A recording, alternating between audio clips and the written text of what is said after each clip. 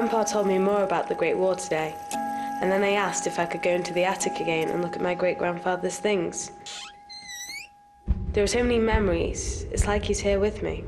And when I hold those things that were so precious to him, his stories really come alive. When the First World War broke out, I was only 17. Thousands of men and boys rushed to join up and do whatever they could to serve their country. They joined up with their friends, and it must have seemed like a great adventure. They didn't know what to expect, and they didn't even ask. Grandpa said it was best that way. Before the First World War, life was so normal. It was so marvellous. We had no experience of war. We went on Saturday to see the Specials Parade before the King and Queen. It gave one an idea of the tremendous number of old men, past army age, who had volunteered for the work. England expects that every day each man will do his duty. I went to the nearest place where men were being enlisted and was turned down, too young. In 1914, my great-grandfather was the same age as the Century. He was too young to be a regular soldier, but the war changed everything. He joined one of the regimental bands as soon as he could. I try to imagine the 14-year-old boys I know going to war. I am 12¼ years of age and exactly 5'3" high. Will you please do your best to procure me a position as a bugler? For I can assure you that I will do my best for my Off God, I went, my on king, my own, my country. and called in at the headquarters of the 3rd Battalion. I saw the doctor. He inquired my age and I said 19. And he said, "All right, young man, I think you'll do." When the war came, we were fantastic, patriotic. What we stood for, everything we believed in, was threatened. We marched out of camp to take our share in the great adventure. We were young and rushing to join up. Military discipline was entirely new to all of us. That was a shock, and it took us quite a few weeks to get used to that. We had to get up about 6 and go for march. We're issued with uniforms. I think mine was down to my ankles. I am so awfully glad that we are going. It is what we have been waiting for so long, and it has come much sooner than we expected or hoped. With every good wish for all the great war you are all engaged in. Goodbye, soldier. They changed from boys to soldiers almost overnight. Grandpa said they were excited and proud to be part of something so important. There was so much to learn. They had no time to think about tomorrow, when the rifle drills would turn into the real thing.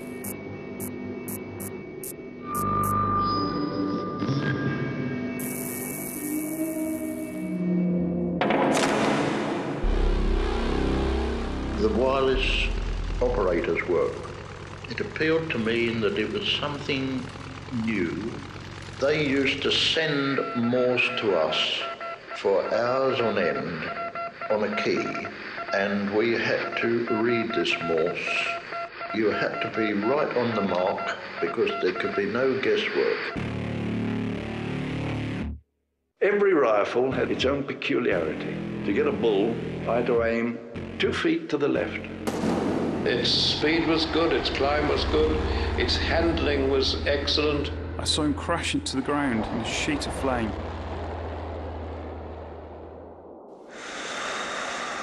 A gas mask, a hood, goggles, eyepieces, with a tube which you had to put in your mouth and breathe through that tube.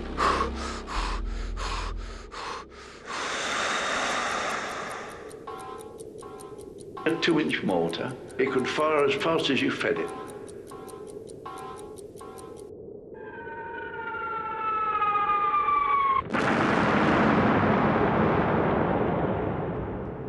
On the Zeppelin, I was the executive officer responsible for the bombs. Our ship was 650 feet long.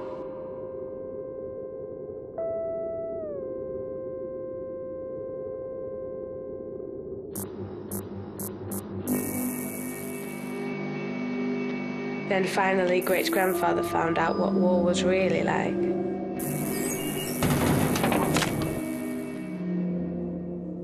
Dear Dear Dad, we're preparing to go into action, so I thought I would take this opportunity of writing a line in case the worst should happen. No more playing at soldiers from now on.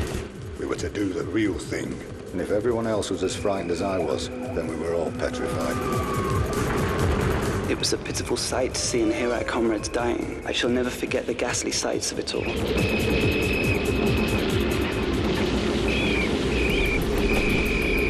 Men went down, right and left. I will never forget my first night in the trenches. It was painful to breathe. Armoured, from head to foot. It wasn't until after continually fighting and seeing our mates killed that the real horror of it came home to us. I could not have stuck it much longer.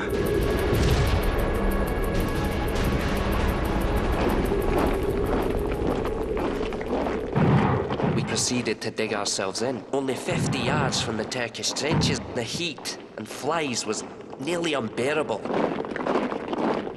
Scores of flies would cling around the nostrils. After 9 months spent in the desert, I felt as though I'd been born of the sand. I am sorry to tell you Fred is missing, and although we have tried our best to trace him, we have so far not been successful.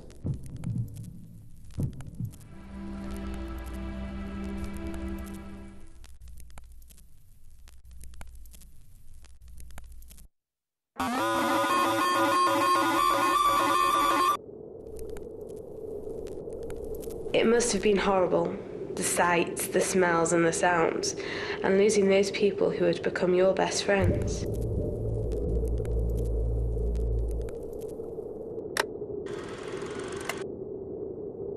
Grandpa says that the soldiers had to find ways to keep busy and cheerful. Sometimes they could enjoy themselves with music or other kinds of entertainment. And having things that reminded you of home and the people that you loved, that was what was really important.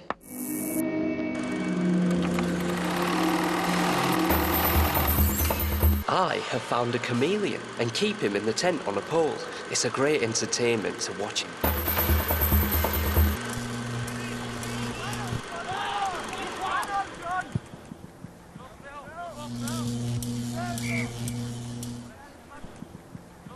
The band is playing just now, with the German guards and a few peasants for our audience. Can you blame us for making it gay?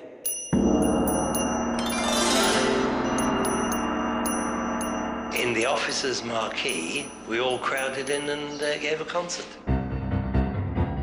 I've bathed in a mug full of water. We weren't accustomed to washing in company. You wouldn't believe the humanity between men out here. In the afternoon, a divisional brass band came, evidently with the idea of cheering us up, and played for about 2 hours.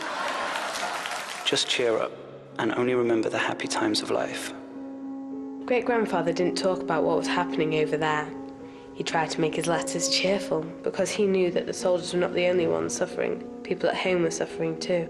Suddenly we saw some lights. London was not darkened, and we must drop our bombs. Eric and I both heard bombs dropping. I could see the anti-aircraft shells bursting over the city. There were bright flashes all over the sky and sharp bangs.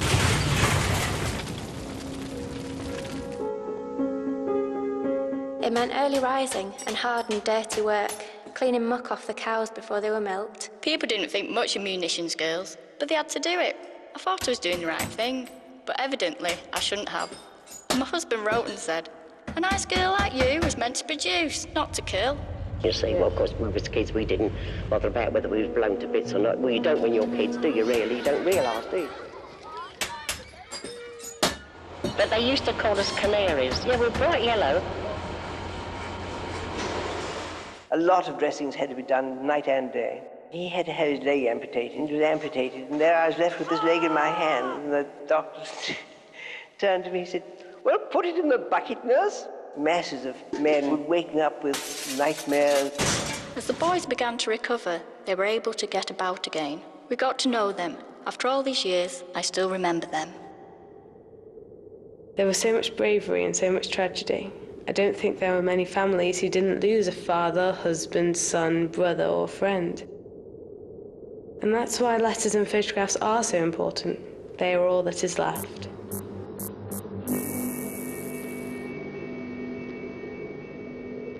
I'm not able to write before Christmas. Dearest Pa and Ma, because we are not this letter is only a precaution should I be killed, as I should not like to leave you all without thanking you for all you have done Perhaps for I me. might be home by New Year. I should like you to kiss all the children for me. Your son was killed on the 28th of January.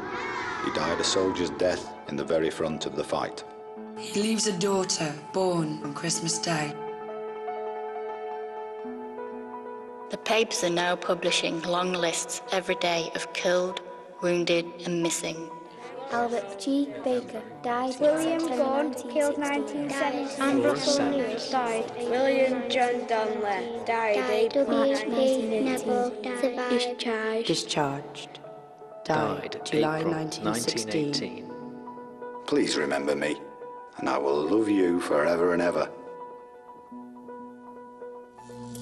In the early days of May 1919, I returned home. I found that I belonged to that generation of men who were thrown back into civilization.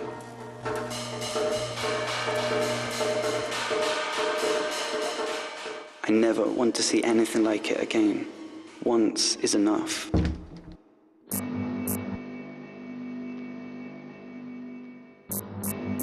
There stood a rough cross of white wood. On the cross was written in deep black penciled letters, an unknown British soldier.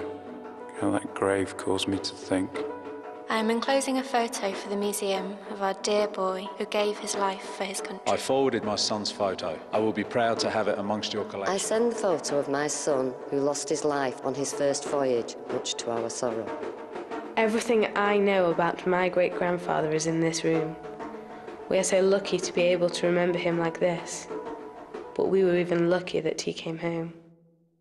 In the 2-minute silence, I see great hosts of khaki-clad figures, phantom figures, the ghosts of yesterday.